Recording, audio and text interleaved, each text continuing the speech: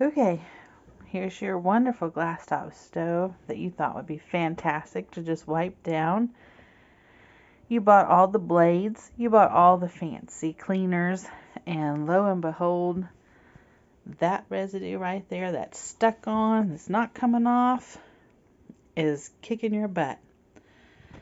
But the only thing that I have found that really helps, and it may scratch, I really can't tell the difference because my oven is scratched up anyways from all the scooting.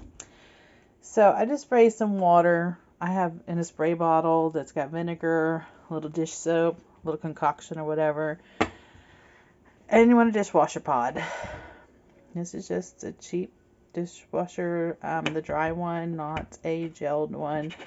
This is what's going to scrub you. So the top is kind of fine, like a baking soda. The bottom is more of a bigger grit. I tend to favor that side a bit more.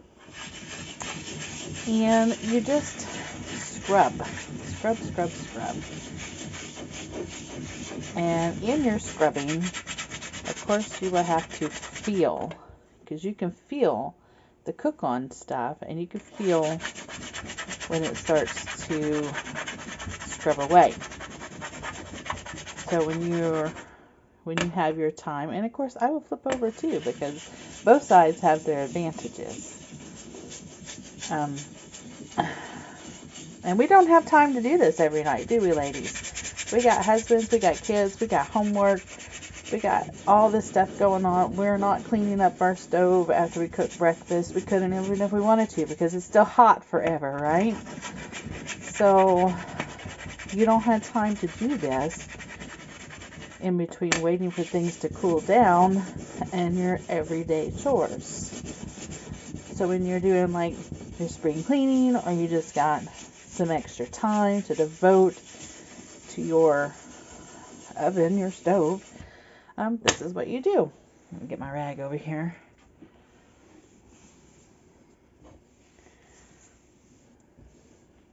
And right away, you can tell that it is doing a fantastic job. And you just keep at it. It's going to take you a little while. Maybe, well, it depends on how bad it is and how often you do it. But, it might take you 30 minutes to an hour to get it just like you want it. To get it nice and clean like it was the day that you bought it. And if you had looked at my stove when I first turned on this video, all my others are pretty clean because I don't use them. I only use the largest burner here. So this is what gets the most stuff on it.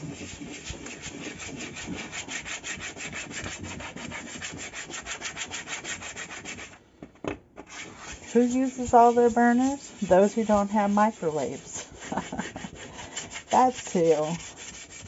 And quite frankly, my husband uses this more because he's the breakfast person. And I use this little induction cook thing with my cast iron skillet. I love it. It cooks more like gas. It cooks fast. And I just really like it. Now, ladies, you might enjoy your stove. And I did too when I first got it. But the more I've had to cook with it and can with it, the more that this was not a great option. And I would not buy another glass top or stainless steel for that matter, because they're just too much work. So who cares about looks? I mean, yeah, that's what we're raised in society. Looks, right? You gotta have the latest and greatest appliances and stuff. But if you notice, as we grow, it's even in our fashion that we tend to then, as we get older, stick with what's comfortable and what works. And it may look funny, it may be ugly as sin, but it works. It's comfortable. And that's kind of how it is here in our stove. So see, that is a significant improvement. So I am just going to keep scrubbing until I no longer see that and I can no longer feel that, and it'll be ready for another 6 months of cooking or so. So I hope that you find this helpful, and if you were thinking about getting a glass top, don't. And don't get stainless steel, because seriously, you buy all the cleaners for it, you spray this sucker down, you wipe it up, and it comes up with spots. You literally have to buff this thing, wax this thing if you want no spots. And who has time for that? Who has time for that? You're working a job, you're raising the kids, you got bills to pay, you're entertaining. Just get a black stove, or if you're white, get a white stove. Get the coil top. It heats faster, and it can do any pan. So with the glass top, you also have to look at your cookware. It has to be a solid flat bottom. It cannot have any ridges or any designs in it, because that slows the heating process. And with my canning, I cannot bring that speckled pot, the hot water bath pot, up to boil. It will not boil on this stove. I've had to move to aluminum pans. And also, this is my largest burner, and it's 1500 watts. And if it breaks or dies or whatever, it costs $2,000 to replace. That's not happening. That's a new stove. So I would not do this. It's too time consuming to clean. And when you don't clean it, it's ugly as sin in your kitchen. Again, you cannot just wipe around the burners and go on about your day and it's clean. You have to wait for it to cool down before you can wipe just about anywhere on this whole stove. Stay away from the stainless steel unless you are just not doing anything except cleaning and polishing all of your stuff. And with the regular coils, I mean, you can have any kind of cookware on that. It doesn't matter. And it's like, what, $10 to replace a coil on those? It's not much at all. And then you can have those pretty covers also. And you can't have those covers on these things.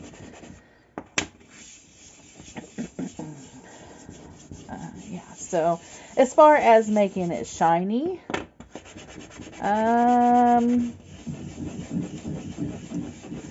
I would stick with spray alcohol, because you know what I'm talking about. If you wipe this thing with a nice, pretty, clean rag, it still dries dull and like greasy, and it's not pretty and shiny.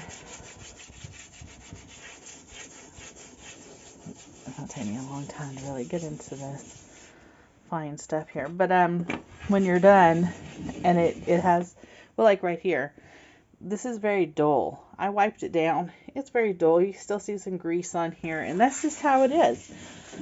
Take your spray alcohol, your rubbing alcohol, and wipe it down, and that will get you your nice, beautiful shine.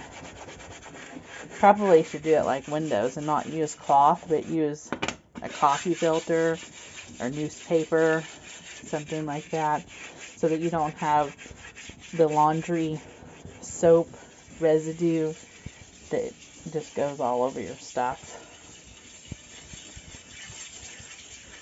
Paper's always been best.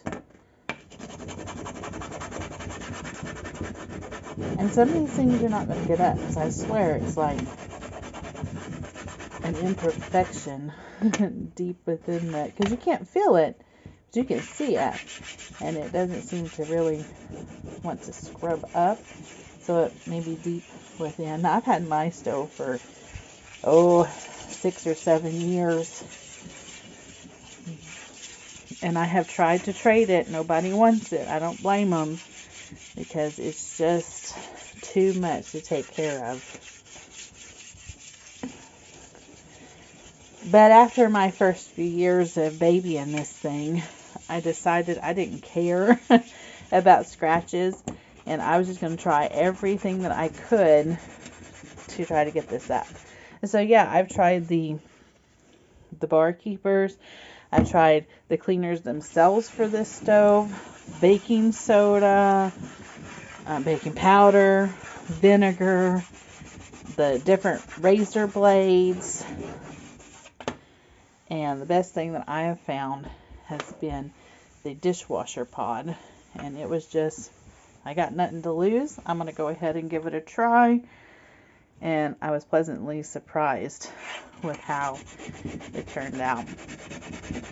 Okay, so if you were on the fence or if you've been battling your stove, now you know from somebody who has it. The cons, pros, well, I couldn't say that there's a pro other than it looks good. Okay, now the choice is yours.